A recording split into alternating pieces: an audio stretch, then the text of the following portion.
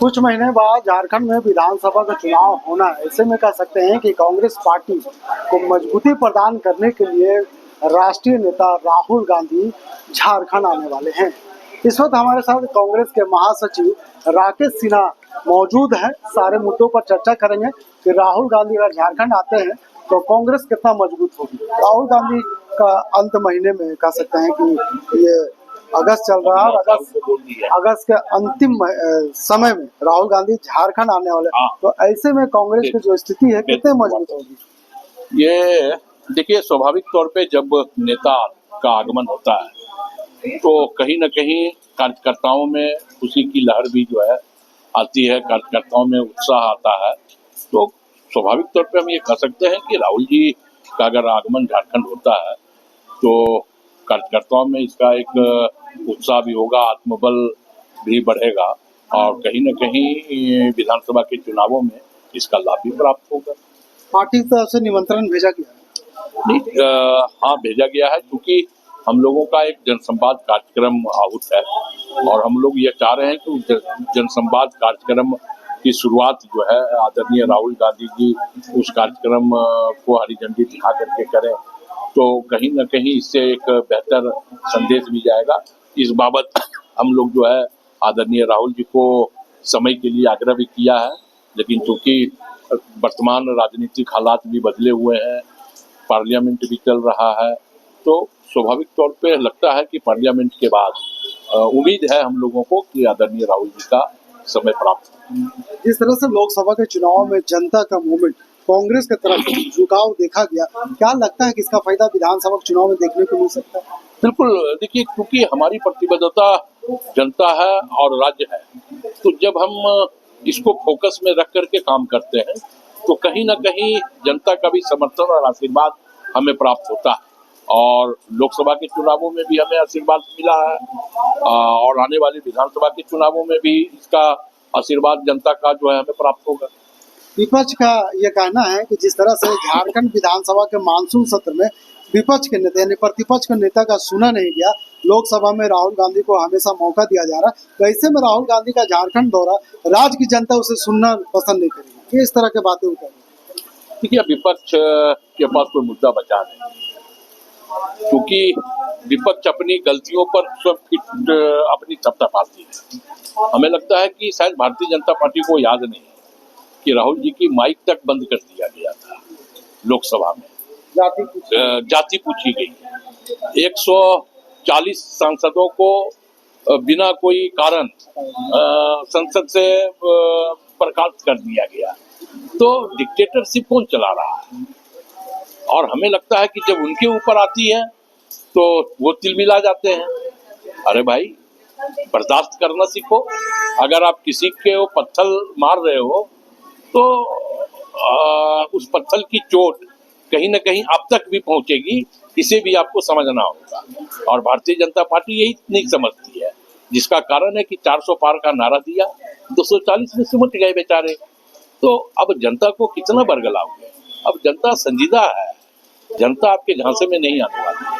जिस तरह से आपकी सरकार झारखंड में मास्टर स्ट्रोक खेल रही है, मानसून सत्र में बालू फिर किया गया, मैया योजना लाया गया, अगला जब राहुल गांधी का झारखंड दौरा होगा तो मास्टर स्ट्रोक क्या होगा? नहीं, देखिए, कोई मास्टर स्ट्रोक ऐसा नहीं है, बल्कि हमने कहा कि हमारी प्रतिबद्धता राज्य की जनता है। आप देखें कि मैया सम्मान योजना जहां हमने चालू किया, वहीं हम किसानों को 2 लाख रुपए ऋण माफी करने का भी काम किया।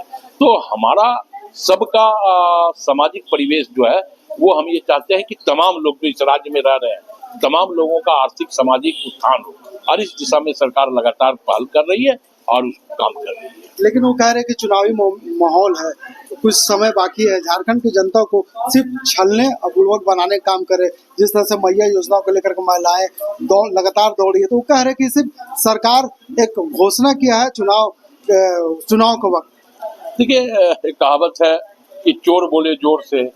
अब उनके पास कुछ बोलने को है ही नहीं, तो जब कुछ बोलने को नहीं है, कुछ मुद्दा नहीं है, तो कहाँ वो अपनी बिलबिलाहट निकालेंगे, कहाँ वो अपनी तिलमिलाहट निकालेंगे? तो जो जनकांक्षी योजनाएं हैं उन पर वो अपनी बिलबिलाहट निकालते हैं, तिलमिलाहट निकालते हैं। तो हमें लगता है कि बेचारे अब दरवाजा 2029 तक भारतीय जनता पार्टी के लिए इस राज्य में बंद है। तो जब अब वो पूरी तरह बेचैन है, तो बेचैनी में कुछ भी बोलते हैं, थोड़ा आप लोग को भी बर्दाश्त करना होगा। उनकी बोली को गंभीरता से नहीं लेनी चाहिए। भाजपा के लोगों की बातों को कभी गंभीरता से आप लोग भी डाल लें। हम लोग तो लेते ही नहीं, और जब हम लोग भी नहीं लेते, जनता भी नहीं लेती, तो हमें लगता है कि थोड़ा दरकिनार आप लोग भी करें उनकी बातों को। लेकिन मुद्दे तो गंभीर उठा रहे हैं, जिस तरह से उन्होंने घुसपैठ का मुद्दा उठाया, झारखंड में बांग्लादेशी का मुद्दा उठाया, डेमोग्राफी चेंज हो रहे हैं, संथाल आदिवासियों की संख्या 36 से 26 पे आ गई। कब डेमोग्राफी उनको दिखा? इस राज्य का बने 24 साल हो गया। 24 साल में 16 साल 17 साल भारतीय जनता पार्टी का इन केंद्र प्रकार सत्ता रहा। पहली सरकार भी भारतीय जनता पार्टी की रही, तब डेमोग्राफी उनको क्यों नहीं याद आया? 24 साल के बाद उनको डेमोग्राफी इसलिए याद आया कि तमाम आदिवासी सीट वो हार गए, लोकसभा में भी हार गए, पिछले विधानसभा के चुनावों में भी हार गए। जनता पहले 12 पर थे, जनता उनको लाके 9 पे खड़ा कर दी, तो अब उनके पास क्या मुद्दा बचा? हिंदू मुस्लिम हो गया, मंदिर हो गया, एयरपोर्ट की छत टपक रही है, गिर रही है, सड़कें फट रही है, जिनका प्रधानमंत्री ने शिलान्यास किया। तो तमाम चीजें जब हो गया, तमाम मुद्दे उनके फेल हो गए, तो अब एक मुद्दा बचा, बांग्लादेशी घुसपैठ कौन करता है? अंतर्राष्ट्रीय बॉर्डर का मामला है, और अंतर्राष्ट्रीय बॉर्डर राज्य सरकार के अधीन तो आता नहीं, अंतर्राष्ट्रीय बॉर्डर केंद्र सरकार के अधीन आता है। तो जाके अमित शाह से पूछे, मोटा भाई से, कि क्यों अंतर्राष्ट्रीय बॉर्डर से घुसपैठ हो रहे हैं, क्यों नहीं रोक पा रहे हैं अमित शाह जी, क्यों डेमोग्राफी बदला जा रहा है? तो ये बात, जो प्रश्न देश के गृह मंत्री से करना चाहिए, वो प्रश्न राज्य सरकार से बीजेपी के लोग कर रहे हैं।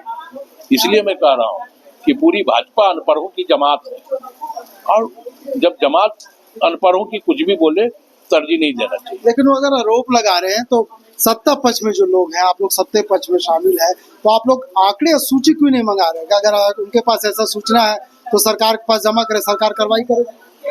वो आंकड़े उनके पास कहाँ से आए? सादा पेज पे हम भी आंकड़ा लिख करके पब्लिश कर देते हैं। उस आंकड़े की ऑथेंटिसिटी क्या है? कौन सा सर्वे हुआ है जो आंकड़े उनके पास हैं? तो गलत को अब अगर आप दिखाओगे, तो स्वाभाविक तौर पे वो सच होगा।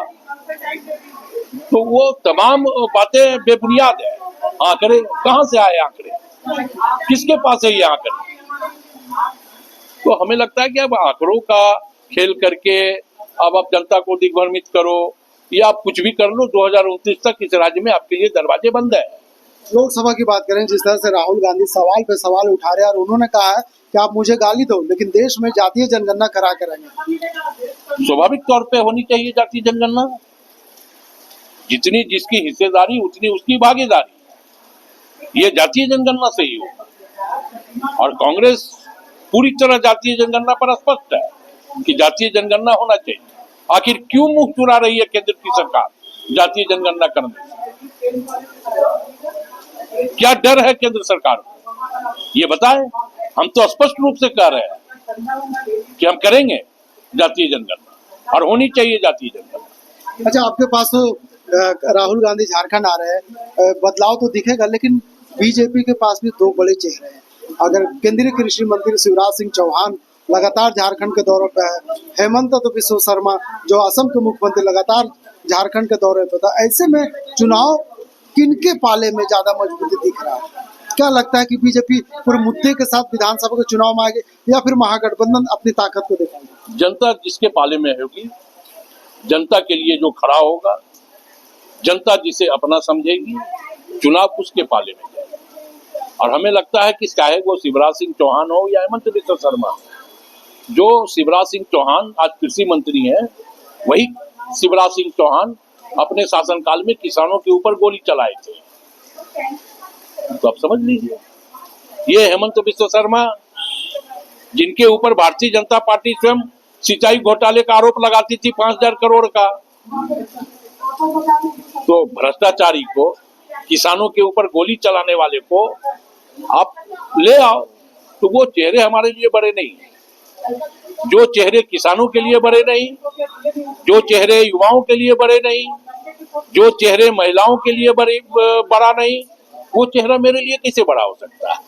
तो वो चेहरा मेरे लिए बड़ा नहीं है, मीडिया के लिए वो चेहरा बड़ा होगा, लेकिन मैं ये मानता हूं कि झारखंड की जनता के लिए वो चेहरे बड़ा नहीं है। 2024 में फिर से सत्ता पे आ रही है महागठबंधन सरकार। मैंने कह दिया कि 2029 तक भारतीय जनता पार्टी के लिए दरवाजे बंद है इस राज्य में। तो जिस तरह से कांग्रेस अपने तैयारी शुरू कर दी है और इनके केंद्रीय नेता राहुल गांधी इसी महीने यानी अगस्त के अंतिम महीने में झारखंड दौरा, ऐसे में कह सकते हैं कि जिस तरह से पार्टी दमखम के साथ मैदान में उतर रही है, आने वाले विधानसभा में इसका असर जरूर दिखेगा।